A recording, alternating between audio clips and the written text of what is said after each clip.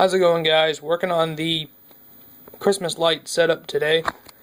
If you haven't seen any of the past videos before, you know that the what I'm working on is a Arduino controlled Christmas light controller that'll sync the music with the lights and all that stuff, make those fancy videos you see on YouTube. So I'm still kind of working out the kinks of the system, and I'm going to walk you through it today because I know a lot of you are interested in building this kind of thing.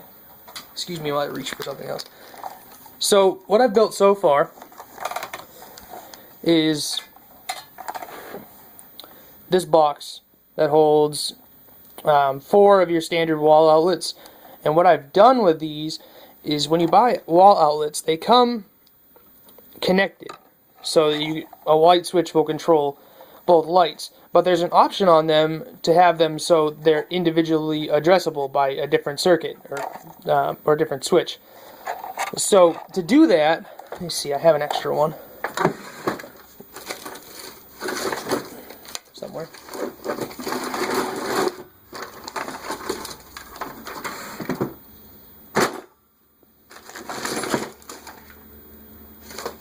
Alright, keyword, I had an extra one.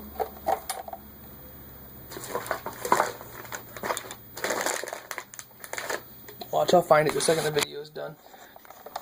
Anyway, let's see if I can get up close. If you look close there in this gap in the middle, you can see 2 brass contacts. When you buy your wall outlets, they're connected and they're actually kind of perforated. So if you grab a hold of the little tab and pull with a pair of pliers, they separate, and you have to do it on each side of each outlet, and then you can individually address each plug. So they're wired up pretty standard when it comes to being in the box. You know, you've got your hot side where it's supposed to be, your neutral side back here. The ground is still constant for both, so each plug only needs one ground. And then I wired them all up like that, and then this nifty little box that I bought has outlets for all the wires. I'm starting to work on getting the relays plugged in and everything. But in sense, what is going to happen next is the hot wire, which is the black, is going to be run to a relay, and then the relay is going to have another hot wire coming out connecting to the power source, or your hot side of where your power is coming in from, which will give you an addressable switch inside of the circuit, and that you can address with Arduino and then the Vixen program. So essentially there'll be a black wire going into the COM port, and then one into the normally closed. I'm not sure. I have to check that again. Don't quote me. I'll make sure I include an edit on that one. And then on this side of these nifty little relay boards, they have a set of 3 header pins for VCC, ground, and then input or data. And then that hooks up via the Arduino, and the Arduino controls it through those 3 header pins. So what I'm working on right now is, as you saw, I'm starting to strip back some of the wiring on the box. I'm working on some buses, or bridges. I don't know the correct terminology for it, but basically when the power comes in from the wall, I want it to come into this outlet right here, or this point, and power all of these.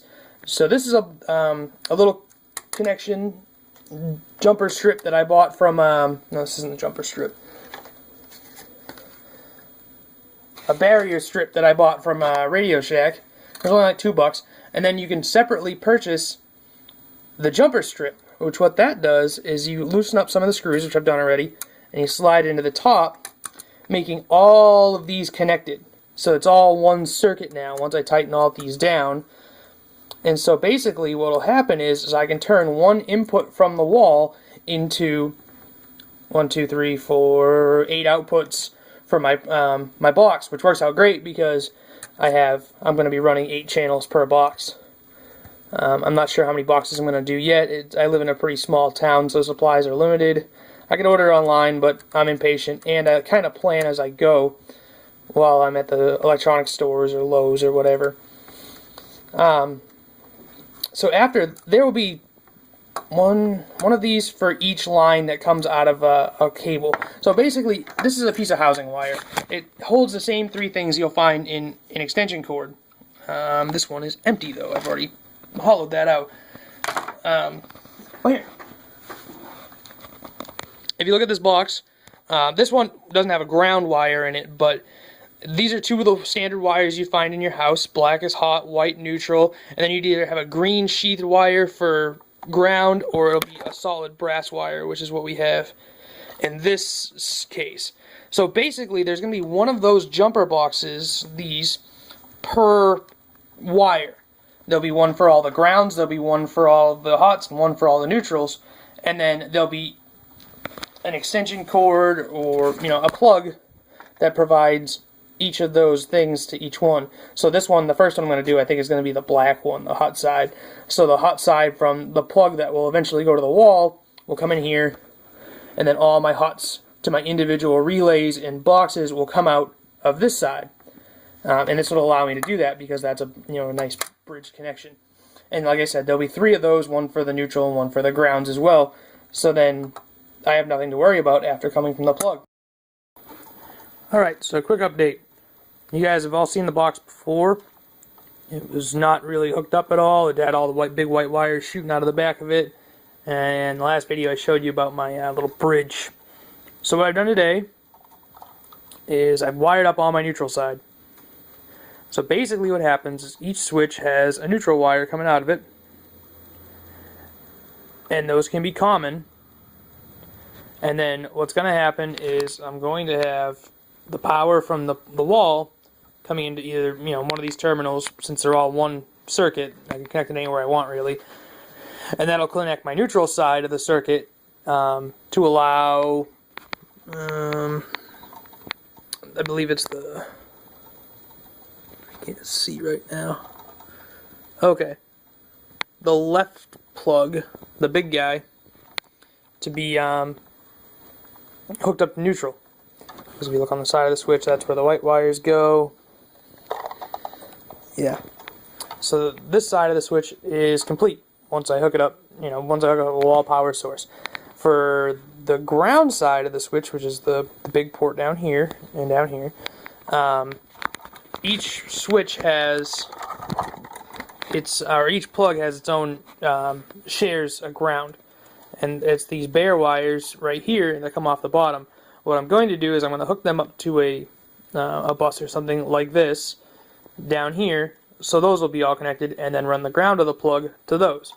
So that'll be simple. Now the hot side, the black wires, still long, not hooked up to anything yet on this side.